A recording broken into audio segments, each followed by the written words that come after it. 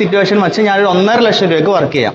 വെറും 1.5 ലക്ഷം രൂപ കേട്ടോ. ആ 1.5 ലക്ഷം രൂപ എനിക്ക് തന്നത് എന്തിനാന്ന് വെച്ച് കഴിഞ്ഞാൽ ശൈത്യയുടെ ഒരു എവിക്ഷൻ ഭയങ്കര പ്രശ്നമായിരുന്നു. കാരണം RJ ഔട്ടായ ഒരു വീക്കിന് ശൈത്യ ഔട്ട് ആവേണ്ടതായിരുന്നു. അപ്പൊ ആദ്യത്തെ വീക്ക് RJ മുൻഷി ഔട്ടായി, അതിനുശേഷം RJ ഔട്ടായി.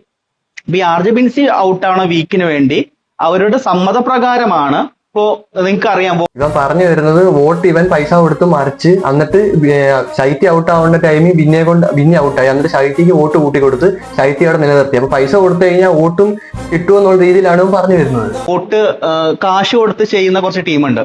ഇപ്പൊ നമ്മുടെ അക്ബറിനെയും ബിന്നിയുടെ ഒക്കെ PR ചെയ്ത ചിന്ത കാശ് കൊടുത്തു കഴിഞ്ഞാൽ അവർ വോട്ട് നമുക്ക് തരും.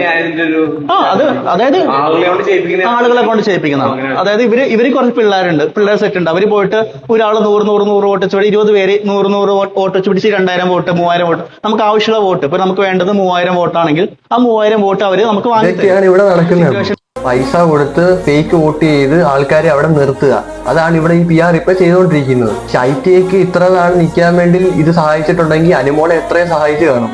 എത്രയോ ഫേക്ക് വോട്ടായിരിക്കും അനുമോൾക്ക് വേണ്ടി ഇവർ അടിച്ചു കയറ്റി കൊടുത്ത ഈ PR.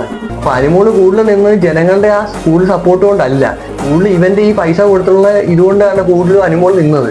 16 ലക്ഷം കൊടുത്തത് നല്ലതായി. അതാണ് ഇപ്പൊ അനുമോൾ ഇപ്പോൾ നിൽക്കുന്നത് അതുകൊണ്ടാണ്, അല്ലാതെ ജനങ്ങളുടെ കൂടുതലുള്ള സപ്പോർട്ട് കൊണ്ടല്ല. ജനങ്ങളിപ്പം സപ്പോർട്ട് ചെയ്യുന്നുണ്ടെങ്കിലും കൂടുതലും ഈ വോട്ട് കിട്ടി ജയിച്ചത് എന്ന് വെച്ച് കഴിഞ്ഞാൽ ഈ PR ഇതുകൊണ്ടായിപ്പോ. അപ്പൊ ജനങ്ങൾ വോട്ട് ചെയ്യുന്നതിന് ഒരു അർത്ഥവും ഇല്ലെന്നാണോ പറഞ്ഞു വരുന്നത്? PR ഉണ്ടെങ്കിൽ ഇവർക്ക് ഇപ്പൊ ജയിക്കാന്നായി പറഞ്ഞു വരുന്നത്. അപ്പോ ഇതൊക്കെ കണ്ടിട്ട് വോട്ട് ചെയ്യുന്ന ജനങ്ങൾ അപ്പൊ ആരെ പൊട്ടനായില്ലയോ?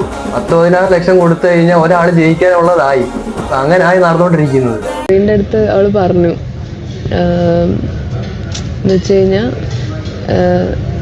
നമ്മൾ രണ്ടുപേരും മാത്രം ഇരിക്കുമ്പം എല്ലാ ക്യാമറ കൂടി ഒരുമിച്ച് നമ്മളെ മാത്രം നോക്കുന്നുണ്ട്. അപ്പം നമുക്കൊരു ലവ് ട്രാക്ക് പിടിച്ച് നമുക്ക് കുറച്ചുകൂടി സാധനങ്ങൾ ഇട്ട് കഴിഞ്ഞാൽ ആ സാധനം പുറത്തേക്ക് പോകും. ഒരു ലവ് ട്രാക്ക് കോംബോ പിടിക്കാം എന്നവള് പറഞ്ഞു.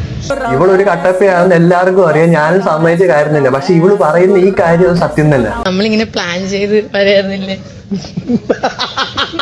ഞാനുണ്ടല്ലോ ഇടയ്ക്കിരുന്ന് ആലോചിക്കും എന്ത് അവരതൊക്കെ പറഞ്ഞത് ആണോ. ഞാനും എനിക്ക് ഭയങ്കര വിഷമമായിരുന്നു. ഇതിൽ തന്നെ അനുമോള് പറയുന്നുണ്ട് നമുക്കൊരു ഹോമോ പിടിച്ച് പോവാന്നുള്ളത്. ഇതിൽ തന്നെ മനസ്സിലാവുന്നുണ്ട് ഇവർ രണ്ടുപേരും കൂടെ പ്ലാൻ ചെയ്ത് നടത്താൻ പോയ ഒരു കാര്യമായിരുന്നു. പക്ഷെ ഇവൻ എവിക്റ്റ് ആയി പോയോണ്ടാണ് അതെല്ലാം തകിടം പറഞ്ഞത്. അനുമോക്ക് തന്നെ അറിയാം PR നല്ല രീതിയിൽ പുറത്ത് നല്ല പണി എടുക്കുന്നുണ്ടെന്ന്. ഈ പൈസ എണ്ണി കൊടുത്തല്ലേ, എന്തായാലും അതിന്റെ പണി അങ്ങനെ ചെയ്യാതിരിക്കത്തില്ല. ഇതിപ്പോ ജനങ്ങളും PR തമ്മിലുള്ള മത്സരമാണ്. ഇതിലിപ്പോ ജനങ്ങൾ ജയിക്കോ PR ജയിക്കോ എന്നുള്ള മത്സരമാണ് നടന്നുകൊണ്ടിരിക്കുന്നത്. ഇതിലിപ്പോ ആര് ജയിച്ചാലും ഒന്നുമില്ല. അപ്പൊ അങ്ങനെ ആയി. എന്നുവെച്ചാൽ ഇതുപോലൊരു അലമ്പ് സീസൺ വേറെ ഇല്ല. എങ്ങനെയൊന്നും തീർന്നാമെന്ന് പറഞ്ഞ് ജനങ്ങൾ ഇരിക്കുന്നത്.